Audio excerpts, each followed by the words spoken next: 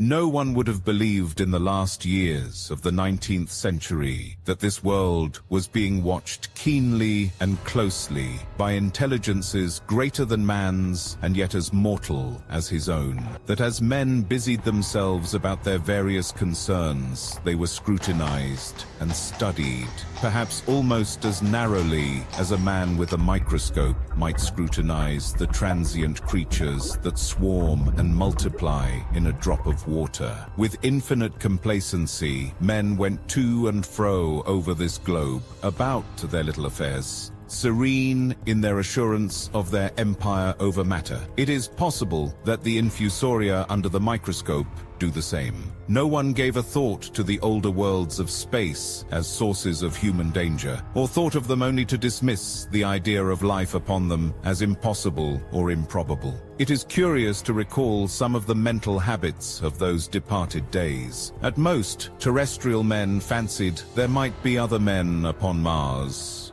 perhaps inferior to themselves and ready to welcome a missionary enterprise. Yet across the gulf of space, minds that are to our minds as ours are to those of the beasts that perish, intellects vast and cool and unsympathetic, regarded this earth with envious eyes and slowly and surely drew their plans against us.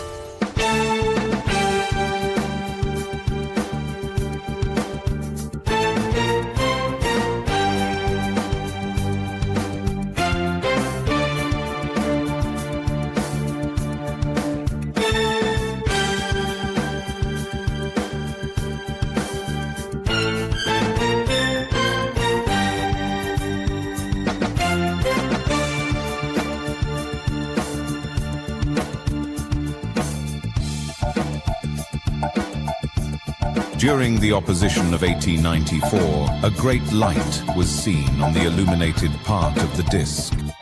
I am inclined to think that this blaze may have been the casting of the huge gun in the vast pits sunk into their planet, from which their shots were fired at us. Peculiar markings, as yet unexplained, were seen near the site of that outbreak during the next two oppositions.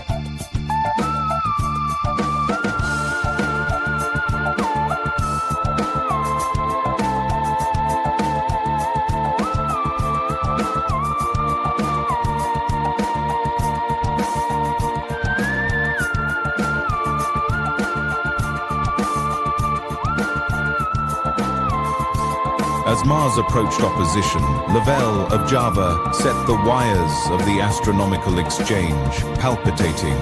The storm burst upon us 6 years ago now, with the amazing intelligence of a huge outbreak of incandescent gas upon the planet.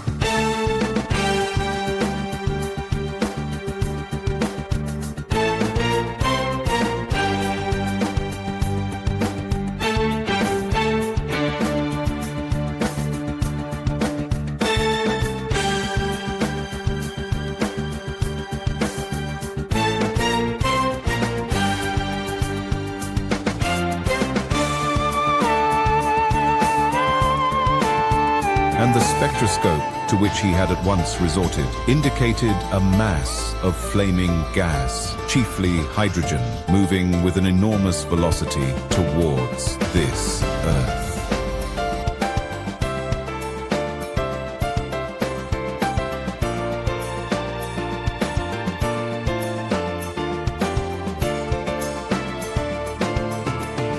They told us we'd make it, no threat to survive.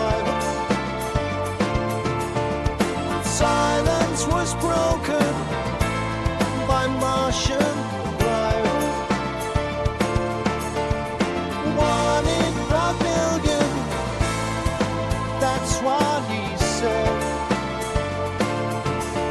Now cities are burning, the sky's no red. This jet of fire had become invisible about 12:15. He compared it to a colossal puff of flame suddenly and violently squirted out of the planet. As flaming gases rushed out of a gun, the world went in ignorance of one of the gravest dangers that ever threatened the human race.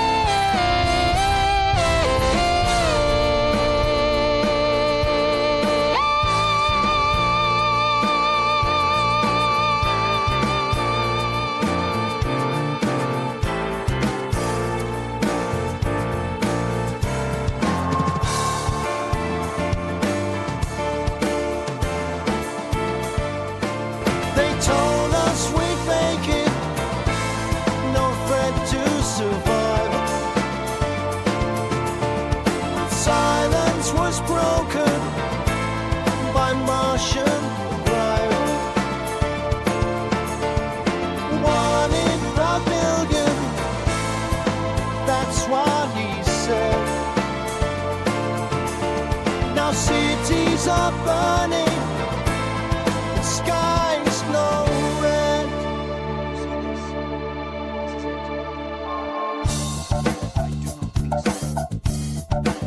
I might not have heard of the eruption at all had I not met Ogilvy, the well-known astronomer, and, in the excess of his feelings, invited me up to take a turn with him that night in a scrutiny of the red planet.